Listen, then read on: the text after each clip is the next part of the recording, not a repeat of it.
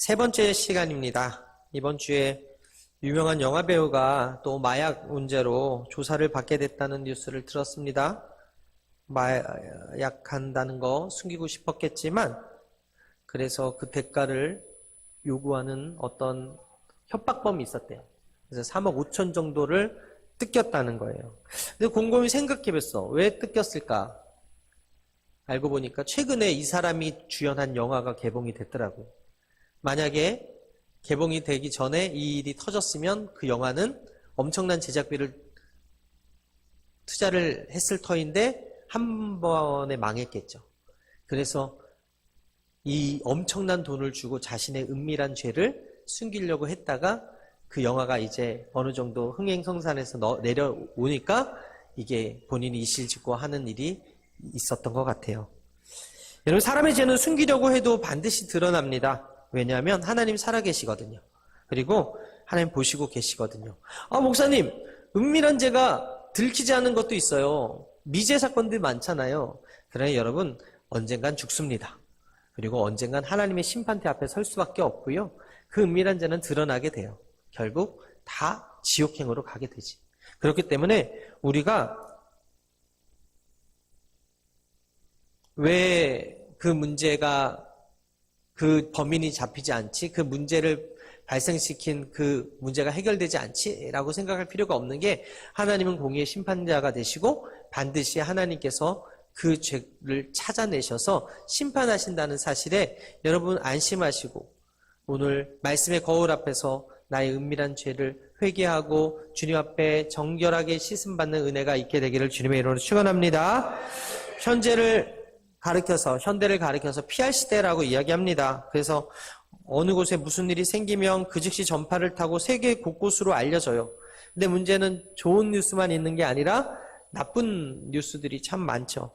처처에 기근이 있고 홍수가 나고 천재지변이 있고 그리고 또 여러 가지 전쟁 소식들이 들려집니다. 지구 반대편 전쟁 소식이 너무 빨리 전해져서 예전에는 하지 않았던 걱정과 근심이 많아진 것도 사실입니다.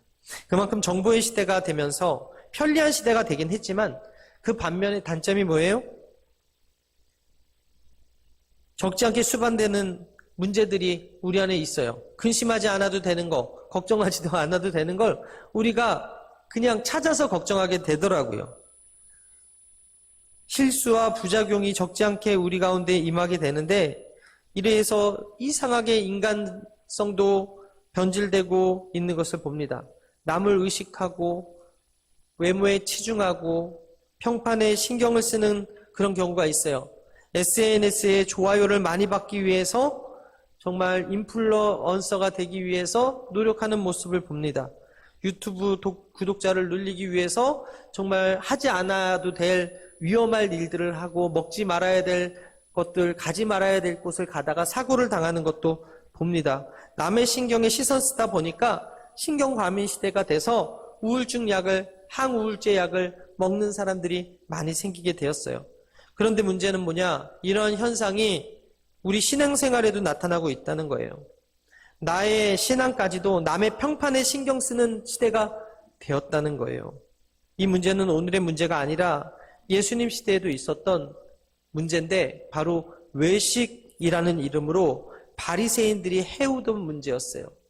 내가 금식하면, 내가 기도하면, 내가 구제하면 사람들이 알아주길 바라는 그 마음이 외적으로 나타나고 보여지는 것에 가득했다는 거예요. 오늘 마지막으로 우리가 은밀하게 행해야 될 두 가지 가르침에 대해서 나누고 오늘 은밀하게라는 말씀을 마치도록 하겠는데 첫 번째 따라하겠습니다. 은밀하게 금식하라. SBS 뉴스에서 미국 보스턴 컬리지, SBS 스페셜에서 미국 보스턴 컬리지 토마스 쉐이프라는 생물학 교수님이 암을 이기는 방법에 대해서 가르쳐 줬는데 결국은 금식하는 거래요. 단식하는 거래요. 그가 가르쳐서 가능한 음식 섭취를 하지 않으면 몸 안의 지방이 커튼체라는 것으로 변하게 되는데 이 케톤체, 커튼이 아니고 케톤체로 변하게 되는데 케톤화된 몸이 암세포를 약하게 만들고 정상적인 세포들을 건강하게 유지시켜주기 때문에 단식하면 암세포를 이길 수 있다라고 이야기했어요. 생물학자가 한 이야기니까 들어도 되는 말이죠. 그런데 여러분, 금식이 우리 몸을 건강하게 된다는 말은 성경에 많은 사람들이 문제를 만날 때 우리 하나님께서도 우리에게 가르쳐 주신 게 금식기도거든요. 여러분, 예수님의 제자들이 귀신을 쫓아내지 못하니까 뭐라고 말씀하셨어요? 왜 우리는 귀신을 쫓아내지 못했습니까? 라고 묻는 그 질문에 기도와 금식 외에는 누가복음에 예전에 성경에 기록되어 있었는데 이런 이유가 나갈 수 없다. 기도 외에는, 그런데 거기에 기도와 금식 외에는 이런 이유가 나갈 수 없다고 말씀하셨어요. 그만큼 금식은 능력 있는 경건 행위고 금식의 유익이 너무나 많이 있어요. 그런데 오늘 예수님께서 구제와 같이 기도와 같이 금식할 때도 사람에게 보이려는 그 외식하는 마음을 내려놓고 은밀하게 금식하라고 말씀합니다. 당시 바리새인들과 종교 지도자들이 사람들 앞에서 흉한 얼굴을 하고 나타나고 슬픈 기색을 하며 나타나서 규칙적으로 일주일에 2번씩 금식을 했어요. 얼핏 보아도 저 사람 금식하는구나가 나타났다는 거죠. 마치 공사장에 공사 중이라는 편말을 붙여서 공사 중인 것을 알게 하는 것처럼 나는 금식 중이라는 그 사실을 알리기 위해서 안달이 난 사람들이 누구다? 바리새인들이었다는 거예요. 얼굴이나 옷차림을 통해서 그들의 외식이 드러났다는 거죠. 오늘 본문 16절을 함께 읽겠습니다. 시작. 금식할 때 너희는 외식하는 자들과 같이 슬픈 기색을 보이지 말라. 그들은 금식하는 것을 사람에게 보이려고 얼굴을 흉하게 하느니라. 내가 진실로 너에게 이르노니 그들은 자기 상을 이미 받았느니라. 굶고 금식하는 거는 너무 힘든 일인데, 근데 예수님이 뭐라 그래요? 남에게 보이려고 하는 그 금식은 자기 상을 이미 받았대. 왜? 사람들이 인정해 주는 것으로, 이미 칭찬받은 것으로 너희는 상이 없다라는 거죠. 나름대로 열심히 굶었는데, 나름대로 열심히 금식했는데 하나님께는 받을 상이 없다면 그것만큼 억울한 일이 어디 있겠어요? 사람에게 보이기 위한 금식은 상이 없다. 실제로 그들이 세리와 비교하면서 자신의 경건을 자랑한 모습이 누가복음 18장 11절에 기록되어 있는데요. 우리 함께 읽을까요? 시작. 바리새인은 서서 따로 기도하여 이르되 하나님이여 나는 다른 사람들 곧 토색 불이 간음을 하는 자들과 같이 아니하고 이 세리와도 같이 아니함을 감사하나이다. 나는 일에 2번씩 금식하고 또 소득의 11조를 드리나이다 하고. 하나님 욕구 좀 봐주세요. 하나님 제가 구제를 얼마나 하고, 하나님 내가 얼마나 기도를 많이 하고, 하나님 내가 얼마나 금식하는지를 봐주세요. 하나님께서 그것을 보시고 외식한다고 이야기하는 거예요. 본래 구약의 금식규례는요, 여러분 속죄일 7월 10일 1년에 한 번 금식하는 거였어요. 그런데 예수님 당시 바리새인들은 매주 월요일 시간을 정해놓고 목요일 일주일에 2번 아침 6시부터 저녁 6시까지 하루 2끼씩 금식하면서 사람들에게 보이려고 애썼다는 거죠. 더 자주 금식할수록 더 경건해 보이기 때문에 라고 생각한 거예요. 심지어 하나님께 대하여도 그들의 경건을 가시하려고 노력했다는 거예요. 하나님께까지도 그들의 경건에 감탄하면서 칭찬하지 않을 수 없으리라 생각했던 거죠. 그런데 그들은 금식하면서 잘 살아야 되는데 오락을 즐기고 사람들에게 온갖 일을 다 시키고 다투고 싸우며 악한 주먹으로 사람들을 때렸다고 성경은 기록합니다. 이사야 58장 3절에 우리가 금식하되 어찌하여 주께서 보지 아니하시오며 우리가 마음을 괴롭게 하되 어찌하여 주께서 알아주지 아니하시나이까. 보라 너희가 금식하는 날에 오락을 구하며 온갖 일을 시키는도다. 보라 너희가 금식하면서 논쟁하며 다투며 악한 주먹으로 치는도다. 너희가 오늘 금식하는 것은 너희의 목소리를 상달하게 하는 것이 아니니라. 무슨 말이냐면 금식을 하는데 삶이 뒷받침되지 않는 거예요. 하나님께 금식한다고 하면서도 정직과 성실과 공의로 살아내지 못하는 것을 하나님께서 이사야 선지자를 통해서 바벨론에 멸망하기 전, 포로가 되기 전에 그들의 불의를 드러내실 때 이 이야기를 하시더라는 거죠. 바리새인들의 종교적 독선과 외식이 이스라엘 백성들에게 암덩어리처럼 누룩과 같이 퍼져 있었다라는 거예요. 그러면서 예수님과 예수님의 제자들은 금식하지 않는다고 비난했습니다. 누가복음 2장 18절에 요한의 제자들과 바리새인들이 금식하고 있는지라 사람들이 예수께 와서 말하되 요한의 제자들과 바리새인들의 제자들은 금식하는데 어찌하여 당신의 제자들은 금식하지 아니하나이까? 예수님과 함께하는 예수님의 제자들은 도무지 먹고 즐기며 연락하는 것 같은 거예요. 세례 요한의 제자들은 금식하고 바리새인들은 금식하는데 아니 왜 예수님 제자들은 금식 안 해? 그래서 따지러 온 거예요. 예수님 뭐라 그러세요? 잔치에 온 신랑의 친구들이 신랑과 함께 있는 동안에는 슬퍼할 수 없다. 어찌 슬퍼하겠느냐 그러면서 신랑이 빼앗긴 날, 슬픔의 날이 올 터인데 그때는 가서 그들도 금식할 것이다 라고 말씀하고 있는 거예요.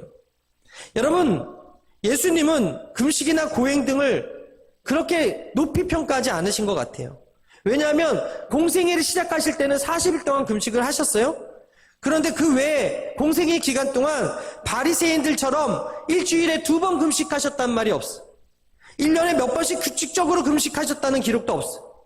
신앙에 유익한 것들, 예를 들어서 금식과 철야와 새벽기도와 작정기도 등은 서로 권하며 힘쓰는 거 좋은 일이긴 하지만 여러분 그것을 절대화해서 나와 같지 않다고 손가락질하는 것은 옳지 않다라는 거예요. 바리새인과 같은 외식하는 것이라는 것입니다. 여러분 복음 외에는 아무것도 절대화할 수 없습니다. 복음 외에는 기도도 선택적으로 할 수밖에 없는 것이고 구제도 금식도 절대화해서는 안 된다는 거예요. 그렇게 되면 바리새인들과 같이 거짓 경건에 빠질 수가 있다. 바리새인들이 품었던 종교적 외식자들이 될 수밖에 없다라는 거예요. 여러분, 내가 남보다 더 예배에 많이 나오고 내가 더 봉사를 많이 하고 내가 금식을 많이 했고 성경을 많이 읽었고 기도를 많이 하고 구제를 많이 한다고 혹시 마음 가운데 생각하는 분이 있다면 하나님과 나의 관계 속에서 여러분들이 복을 받고 하나님과의 나와의 관계 속에서 칭찬을 들어야지 이것을 알아주지 않는다고 목사님이 알아주지 않는다고 장로님이 권사님이 지역장님이 구역장님이 안 알아준다고 그것을 이야기하면 안 된다는 거예요. 복음은 절대화된 진리이지만 복음은 우리가 다 믿고 따라야 될 진리이지만 구제와 선교와 기도와 그리고 금식과 헌금과 이런 모든 것들은 믿음의 분량대로 할렐루야 하나님께 할렐루야 분명히 은밀하게 보시는 하나님이 갚으신다고 하는데 사람에게 보이려고 하는 그런 마음이 불쑥불쑥 들 때마다 여러분 잊지 말아야 돼요. 사람이 아니라 하나님이 보고 계신다는 거예요. 사람이 인정해 주는 순간에 의미가 없어진다니까요. 열심히 금식했는데 하나님이 이미 사람들이 칭찬해 줬기 때문에 너에게 줄 상이 없다 그러면 얼마나 억울합니까? 내가 1,000만 원을 헌금했는데 사람들이 안 알아주면 속상해. 근데 안 알아줘도 감사할 수 있는 것은 하나님께서 알아주신대요. 그러면 여러분 하나님이 성경에 30배, 60배, 100배라고 했는데 자손 만대라 그랬는데 그것이 결코 잊어버리지 않는다고 했는데 사람들이 안 알아주면 어떻습니까? 하나님이 알아주는데 할렐루야. 목사님이 좀 안 알아주면 어떻습니까? 하나님이 알아주는데 알아주는 순간에 상이 없다고 한다면 알아주지 않고 상을 받는 게 더 좋은 거 아닙니까? 우리가 이런 식의 금식을 한 번쯤은 다 해봤을 거예요. 수련회나 단체에 가서 아니면 뭐 이런 고난주간을 만나던가 작정 금식 기간을 한다고 할 때 해보셨을 거예요.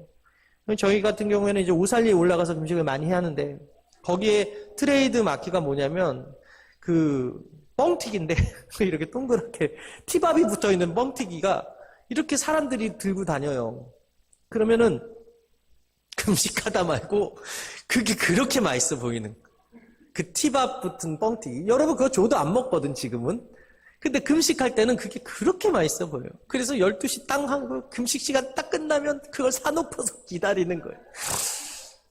다 그거를 다 그렇게 들고 다녀서 하니까 예배 드리다가 생각하면 이렇게 목사님 얼굴이 티밥 얼굴처럼 이렇게 뻥튀기가 보이는 3일 금식, 일주일 금식, 21일 금식, 40일 금식 하러 많이 올라오시는데 이 사람들이 그냥 그 매점에서 파는 그 뻥튀기를 가지고서 왔다 갔다 하면 12시에 끝나면은 죽과 더불어서 그거를 먹겠다고 사놓는 그런 모습들이 있더라는 거예요. 우리의 연약함이죠. 여러분, 우리가 금식할 때 잊지 말아야 될 것은 사람의 태도의 문제라는 거예요. 사람에게 보이려고 하는 태도인가, 아니면 하나님만 알아주시면 충분한가라는 그 태도의 문제로 우리가 이 금식의 문제를 접근해야 될 줄 믿습니다. 에레미야 14장 12절에 이런 말씀이 있어요. 그들이 금식할지라도 내가 그 부르짖음을 듣지 아니하겠고 번제와 소제를 드릴지라도 내가 그것을 받지 아니할 뿐 아니라 칼과 기근과 연병으로 그들을 멸하니라. 여러분, 금식하면서 하나님께 뭘 얻기 위한 수단이 돼서는 안 된다는 거예요. 하나님께서 금식하게 하신 이유는 하나님이 원하시는 삶으로 살아가기 위해서 금식하라고 하는 거예요. 금식이 먼저가 아니라 내가 먼저 하나님 앞에 기도함으로써 저절로 금식이 따라와야 된다는 것이죠. 마태복음 6장 14절에 다시 한번 읽겠습니다. 시작. 너는 금식할 때 머리에 기름을 바르고 얼굴을 씻으라. 이는 금식하는 자로 사람에게 보이지 않고 오직 은밀한 중에 보시는 내 아버지께서 갚으시리라. 하나님이 싫어하시는 금식이 뭐예요? 바로 바리새인들과 같이 외식하며 보이려고 하는 금식. 하나님이 기뻐하시는 금식이 뭐예요? 은밀하게 하나님과의 교제와 관계 속에서 이루어지는 금식. 사랑하는 여러분, 바리새인들처럼 굳어지고 교만해진 마음으로 외식하며 금식하는 것을 하나님이 기뻐하지 않으십니다. 진정으로 하나님이 바라시는 금식이 뭐예요? 하나님께로 방향 전환을 하고 하나님 마음같이 살아가는 것. 그것이 금식의 본래 취지라는 거예요. 금식하면서 토색하고, 금식하면서 외식하고, 금식하면서 음란하고, 금식하면서 다른 사람을 미워하면 하나님께서 그것을 안 기뻐하신다는 거예요. 여러분, 요나가 아수르의 니느웨 성에 하나님의 심판을 선포했을 때 그들은 선지자의 말을 듣고서 믿었어요. 그리고 그 왕이요, 금식을 선포했어요. 일주일 동안. 요나서 3장 4절 이하에 요나가 그 성읍에 들어가서 하루 동안을 다니며 외쳐 이르되 40일이 지나면 니느웨가 무너지리라 하였더니 느느웨 사람들이 하나님을 믿고 금식을 선포하고 높고 낮은 자를 막론하고 굵은 베옷을 입은지라. 그 일이 느느웨 왕에게 들림에 왕이 보좌에서 일어나 왕복을 벗고 굵은 베옷을 입고 제 위에 앉으니라. 그랬더니 어떤 일이 벌어졌습니까? 물온대수하고 모든 짐승과 가축까지도 일주일 동안 금식을 했더니 하나님께서 요나를 그 아수르의 니느웨 다시스에서 돌이켜서 그 큰 물고기 배에 태워가지고 다시금 선포하게 하신 그 땅 위에서 심판을 허락하신 것이 아니라 심판을 유보하시더라는, 심판을 멈추시더라는 거예요. 겸비해서 엎드리고 왕부터 모든 가축까지 금식하며 하나님께 회개하고 죄를 고하였더니 하나님께서 심판을 내리지 않았다. 이것이 요나서의 결론이거든요. 잘못된 길에서 말씀을 듣고 하나님의 말씀을 믿고 돌이키고 회개하면 하나님께서 내리시던 벌도 멈추시고 주시지 않으려고 했던 상도 주시는 분이 우리 하나님이심을 믿으시게 되길 바랍니다. 그럼 하나님을 향한 믿음과 하나님을 향한 방향 전환의 태도가 있을 때 하나님은 그 금식을 받으시고 그 기도를 들으시고 은밀하게 보시는 하나님께서 은밀하게 갚으신다는 것이죠. 여러분, 미국의 어느 유명 유튜버가 사회 실험을 한 영상을 제가 보았는데 주유 중인 그 어떤 사람에게 가서 너무 춥고 배고프니까 1달러만 도와달라 그랬어요. 근데 그 차가 뭐였냐면 부가티였어, 부가티. 포르쉐 같은 명품, 람보르기니 같은 그런 차를 타고 있는 사람이 주유를 하고 있길래 가서 1달러만 도와주세요. 너무 춥고 배고파요 했어요. 그런데 그 유튜버한테 돈이 없다고 딱 잘라 말하는 거예요. 그 차를 타고 있는 사람이. 그런데 노숙자들에게 가가지고 너무 배고프고 추운데 1달러만 도와주세요. 그랬더니 1,000원만 도와주세요 했더니 그 노숙자들은 기꺼이 1,000원씩 주더라는 거예요. 1달러씩 주더라는 거예요. 근데 이 유튜버가 이 영상을 찍은 계획이 뭐냐면 자기에게 준 만큼 100배 돌려주기 프로젝트였거든요. 그래서 노숙자들에게 $100씩, 어떤 사람은 $2를 주는 사람에게 $200씩 이렇게 주는 거예요. 그랬더니 어떤 흑인이 그 옆에서 그걸 보더니 요청하지도 않았는데 자기가 돈을 주더라는 거예요. 필요하면 가지시라고. 그래서 그 사람은 그 실험 대상이 되지 않아서 돈을 못 받았지만, 그래서 결론이 뭐였냐면 부유한 사람들이 더 인색하더라는 거예요. 가난하고 없는 사람들이 더 돕더라는 것이죠. 여러분, 이런 부유한 사람들은 자기 이름이 있는 곳에 후원을 많이 하겠죠. $1, $2 주는 거는 이름이 빛나지 않으니까 인색한 거예요. 근데 노숙자들은 어때요? 자기가 헐벗었고 자기가 힘든 걸 알기 때문에 자기가 있는 것을 나누더라는 거예요. 한낱 유튜버도 이 선행에 감동해서 100배로 돌려주는데 우리 하나님 어떤 하나님이에요? 은밀한 중에 보시고 갚으신다고 말씀하는 거예요. 은밀한 중에 보시는 하나님이 저와 여러분들의 선행과 그 마음과 중심과 그 경건의 모습을 알고 보고 계신다는 사실을 여러분 믿으시게 되길 바랍니다. 이사야 선지자가 하나님이 기뻐하시는 금식에 대해서 이렇게 말합니다. 이사야 58장 6절에 내가 그 기뻐하는 금식은 흉악의 결박을 풀어주며 멍에의 줄을 끌어주며 압제당하는 자를 자유하게 하며 모든 멍에를 꺾는 것이 아니겠느냐. 하나님이 기뻐하는 금식이 뭐라고요? 하나님의 마음을 가지고 세상에 나아가 그들을 섬기고 그들에게 선을 행하고 그들에게 하나님의 영광을 나타내는 그런 삶을 사는 것, 그런 자의 금식을 받으시고 그런 자의 간절함을 아시니 은밀한 중에 보시는 주님이 갚아주신다고 이야기하는 것이라. 하나님이 기뻐하시는 금식을 하면서 살고 기도하기 시작할 때 은밀하게 보시는 하나님께서 풍성하게 갚으심을 믿으시고 사람에게 보이려고 외식하는 경건 행위가 아니라 하나님이 보시기에 합당한 삶을 살아드리는 저와 여러분들의 삶이 되시기를 주님의 이름으로 축원합니다. 축원합니다. 따라하겠습니다. 두 번째, 은밀하게 헌금하라. 은밀하게 헌금하라. 오늘 수많은 사람들이 시험에 들고 신앙의 침체를 가져오게 하는 것은 바로 이 헌금 문제예요. 헌금 문제. 하나님께서 우리에게 주신 축복의 통로가 헌금인데 오히려 이 헌금의 문제가 시험과 올무가 돼버린 것은 바로 성경적인 헌금감이 바로 서 있지 않기 때문에 그렇습니다. 여러분, 헌금 누구한테 내는 거예요? 교회? 목사님? 아니에요. 헌금은 하나님께 내는 거예요. 여러분, 예수님은요, 헌금에 대해서 가르치시면서 다른 사람에게 보이려고 하지 말고 하나님께 하라고 가르쳐 주셨어요. 오늘 본문 19절에서 20절 함께 읽을까요? 시작. 너희를 위하여 보물을 땅에 쌓아두지 말라. 거기는 종과 동록이 해하며 도둑이 구멍을 뚫고 도둑질하느니라. 오직 너희를 위하여 보물을 하늘에 쌓아두라. 거기는 좀이나 동록이 해하지 못하며 도둑이 구멍을 뚫지도 못하고 도둑질도 못하느니라. 여러분, 헌금은 강요한다고 해서 강요되는 것도 아니고 강요된 헌금은 또 헌금이 아니죠.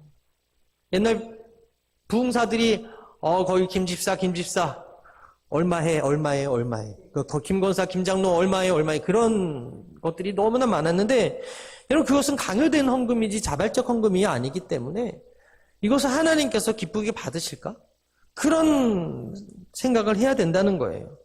여러분, 헌금은요, 하나님을 향한 자발적인 마음이 들 때 그때 가치가 있어지고 그때 의미가 있다라는 거예요. 성경 연구가들이요, 예수님께서 말씀하신 37가지 비유 가운데 무려 17가지가 재물에 대한 비유라고 이야기했거든요. 성경의 물질 관리에 대한 구절이 2084개가 있는데 구원의 진리에 관한 말씀보다 무려 10배가 많이 물질에 대해서 성경에 써 있다는 거예요.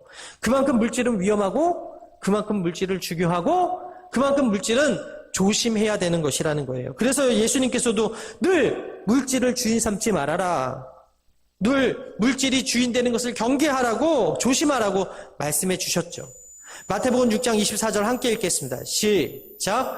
한 사람이 두 주인을 섬기지 못할 것이니 호기를 미워하고 저를 사랑하거나 호기를 중히 여기고 저를 경히 여김이라. 너희가 하나님과 재물을 겸하게 겸하여 섬기지 못하느니라. 여러분, 성경이 우리에게 물어요. 네 소속이 어디인가? 하나님이냐 만몬이냐? 땅에 속했느냐 하늘에 속해 있느냐? 천국이냐 이 세상 나라냐? 너의 소속이 어디 있느냐라고 물어요.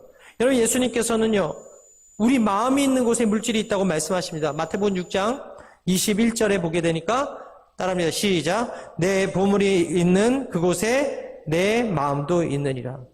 여러분, 선물 중에 최악의 선물이 뭐예요? 마음의 선물이. 말만 하는 거예요. 마음만 받으세요. 물질은 제 곁에 두겠습니다. 그런 사람, 가까이 두고 싶은 사람 있으세요? 그런 사람 싫어하죠. 근데 하나님도 싫어한다는 거예요. 예수님께서 마태복음 8장에 나병 환자를 치료하시고 제사장에게 가서 예물을 드리라고 하셨어요.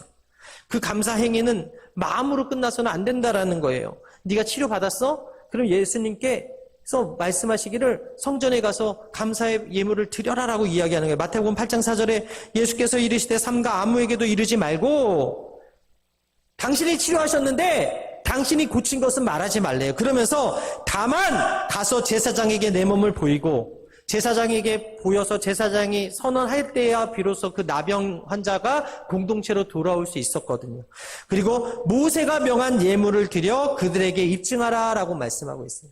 네가 치료받았어? 그러면 하나님께 가서 예물을 드려서 네가 온전히 고침받은 것을 공헌받아라라고 이야기하는 거예요.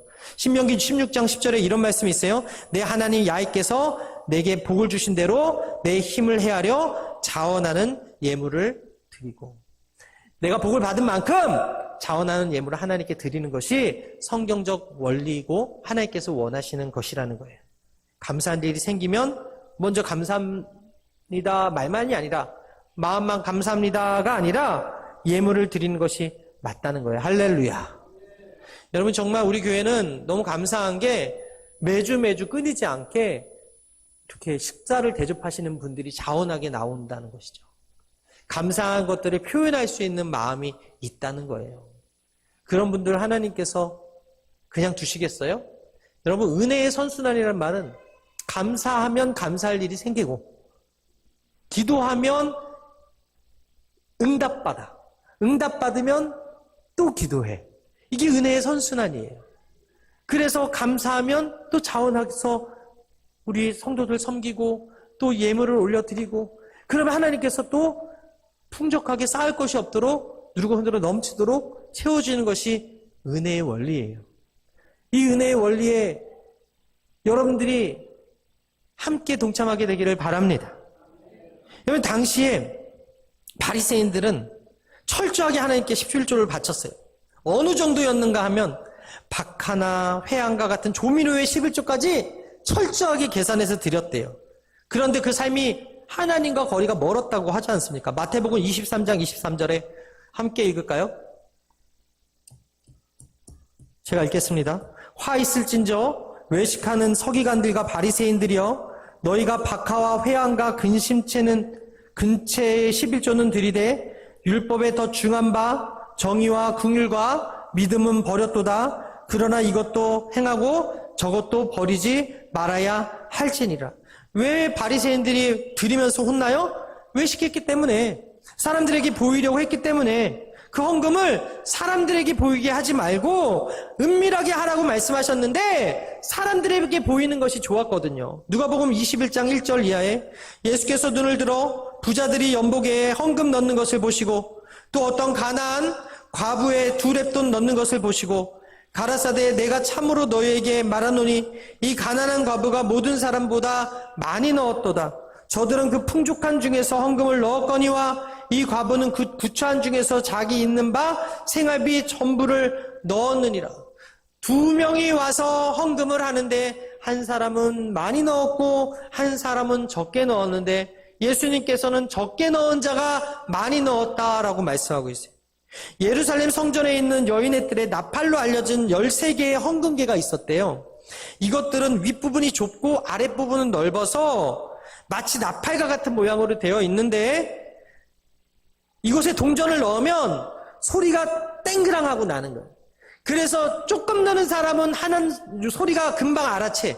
근데 많이 느는 사람은 그 소리가 오래 그 울림이 있다는 거예요. 그러다 보니까 사람들이 헌금할 때 어때요? 많이 넣는 것이 습관이 됐다는 거예요. 동전을 넣으면 소리가 나니까. 그런데 예수님께서 앉아있던 곳이 바로 그 나팔계 가까이였고 예수님께서 그들이 은밀한 가운데 드리는 그 헌금을 보셨대요. 여러분, 과부는 어떤 사람입니까? 공고한 사람입니다. 멀고 험한 인생을 배우자 없이 홀로 걷는 사람입니다. 그럼에도 이 과부는 구차한 가운데서도 하나님께 드렸다고 이야기합니다. 렙돈은 화폐 가운데 가장 작은 단위예요. 빈약한 것이에요. 한 렙돈이 그 당시 화폐 가치로 한 500원 정도 된다고 하는데 어쩌면 이날 헌금 드린 사람들의 헌금 액수 중에 가장 작은 거일 수도 있어요. 그런데 예수님께서 그의 헌금을 보시고 가장 많이 넣었대요. 왜요?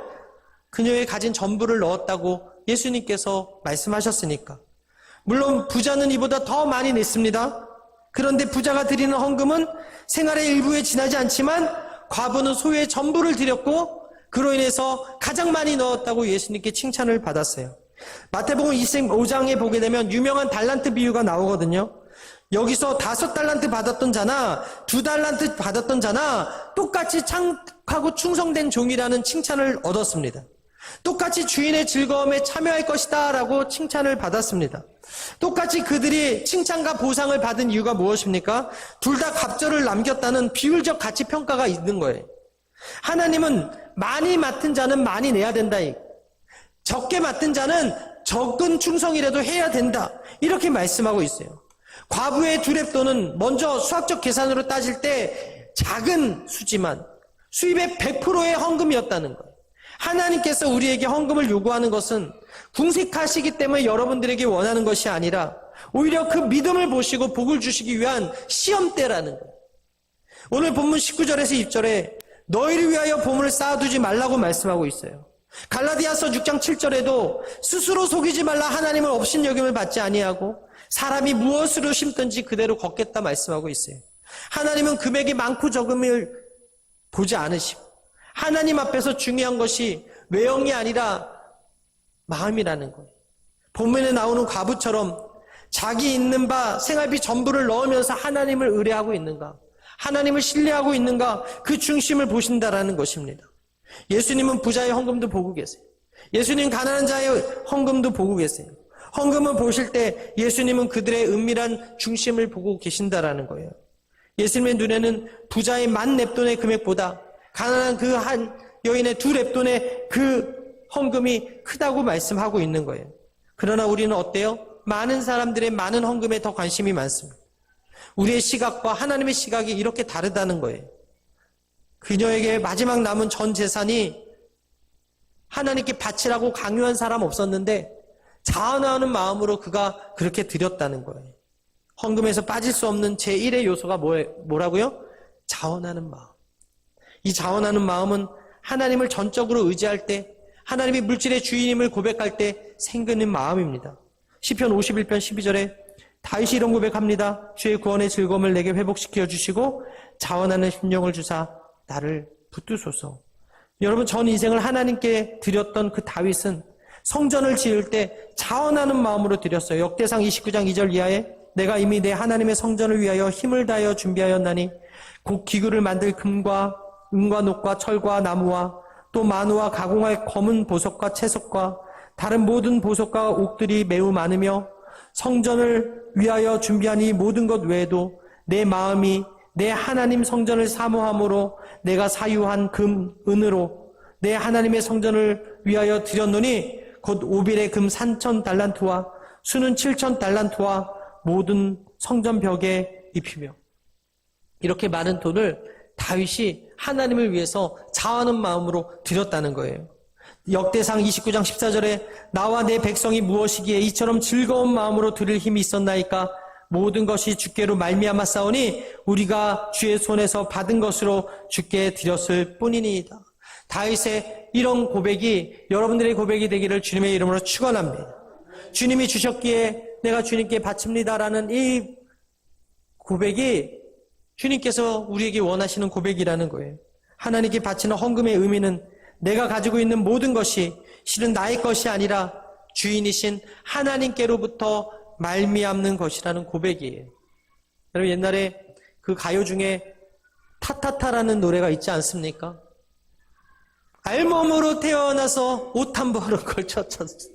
옷 한 벌만 있습니까, 여러분? 여기 옷 한 벌만 있으신 분 한번 손 들어보세요. 옷장에 옷이 넘쳐. 그러면서 뭐래 그래요? 입을 옷이 없다. 입을 옷이 없다고 얘기해. 그만큼 우리가 하나님께 복을 많이 받은 사람들이에요. 알몸으로 태어났는데 우리가 머리 눕고 다리 뻗을 거처가 있고 오늘 먹을 것을 신경 쓰지 않아도 되고 우리가 이 추위가 오는데도 따뜻한 외투가 있는 것은 전적으로 하나님께서 주신 은혜고 복임을 믿으시게 되길 바랍니다.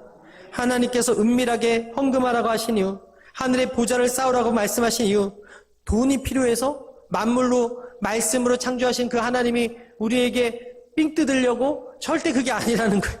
중심을 원하신다는 거예요. 중심을 보시겠다라는 거예요. 더 많은 것으로 하나님께서 갚아주시고자 그런 테스트를 하신다는 거예요.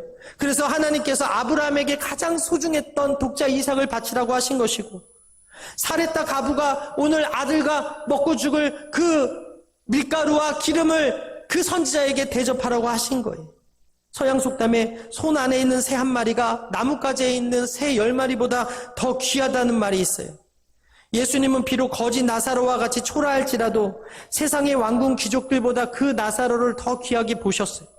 은밀하게 보시는 그 예수님의 시선이 누구에게 멈춰 있냐면 바로 그런 사람들에게 멈추고 있는데 그런 사람들을 도운 것이 우리 여의도 순복음 횡성교회의 어떤 권사님이고 어떤 집사님이면 하나님께서 어떤 사람에게 복 주시겠냐라는 거예요. 한국은행에 쌓인 그 많은 화폐들보다 부자가 자기 안위를 위해서 먹고 연락하며 쓰는 그 돈보다 오늘 저와 여러분들이 없는 가운데서도 하나님께 기쁨으로 자원하여 드리는 그 예물을 하나님이 더 기뻐하신다는 사실입니다. 100배, 1000배 더 귀하게 보신다는 사실입니다. 왜냐하면 이것은 믿음으로 드린 예물이기 때문에 하나님을 신뢰하고 드린 예물이기 때문에 하나님이 물질의 주인이심을 고백하고 드린 예물이기 때문에 저와 여러분들의 그 은밀한 헌금을 기뻐하신다. 여러분, 하나님은 우리 중심을 보십니다. 중심 있는 곳에 마음만 있는 게 아니라 삶의 헌신과 행위도 있음을 기억하시게 되길 바랍니다. 말씀을 마치면서 오늘 말씀을 들으신 분들 중에서 마음껏 헌금을 드릴 수 없는 형편에 계신 분들도 있을 거예요.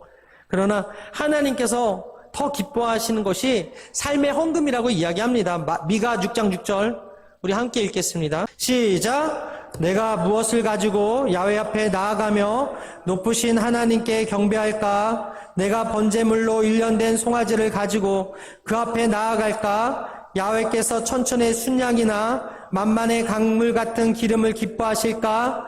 내 허물을 위하여 내 마다들을 내 영혼의 죄로 말미암아 내 몸의 열매를 드릴까? 사람아, 주께서 선한 것이 무엇임을 내게 보이셨나니 야훼께서 내게 구하시는 것은 오직 정의를 행하며 인자를 사랑하며 겸손하게 내 하나님과 함께 행하는 것이 아니냐. 여러분, 예물 드리기 전에, 금식하기 전에, 기도하기 전에 나의 삶이 뒷받쳐지는 것, 삶이 뒷받쳐지는 삶, 하나님께서 그것을 먼저 받으신다는 사실을 기억하시게 되길 바랍니다. 하나님을 뜨겁게 사랑하는 것, 그래서 정의를 행하며 겸손하게 낮아지고 하나님과 함께 동행하는 삶, 이 삶을 하나님께서 보실 때 여러분들의 헌금이 위력이 있는 것이고 여러분들의 금식이 위력이 있는 것이고 여러분들의 기도의 응답이 있음을 믿으시게 되길 바랍니다. 신앙생활이라는 것은요, 타인의 강요에 의해서 이루어지는 게 아닙니다. 인정받기 위해서, 남에게 잘 보이기 위해서 하는 것이 아니에요. 남에게 보이려고 하는 기도와 구제와 금식과 헌금은 거짓 경건이고 헛수고야. 하나님께서 받지도 않으시고 이미 칭찬을 받았대. 더 이상 줄 게 없다고 이야기하고 있어요. 오늘도 주님께서는 우리가 금식하는 것을 보고 계시고 헌금하는 것을 보고 계시고 기도하는 것을 듣고 계시고 구제하는 삶을 보고 계세요. 바리새인들과 같이 외식하며 보이려고 하는 것이 아니라 예수님이 하신 것처럼, 과부가 한 것처럼 주님으로 하여금 만족하고 기뻐하시게 은밀하게 드리는 삶을 사는 여러분들의 삶이 되기를 주님의 이름으로 축원합니다. 은밀하게 보시는 주님 앞에 자원하는 심령으로 드리며 살아갈 때 하나님은 은밀한 중에 보시고 갚으시다고 말씀하셨사오니 반드시 그 복을 받아 누리는 저와 여러분들의 삶이 되시기를 주님의 이름으로 축원합니다. 선포하고 축복합니다. 은밀하고 기도하고 은밀하게 구제하여 하나님께 복을 받을지어다. 복을 받을지어다. 주님의 기쁨이 될지어다. 그렇게 살지어다. 네, 함께 찬양하고 기도하겠습니다.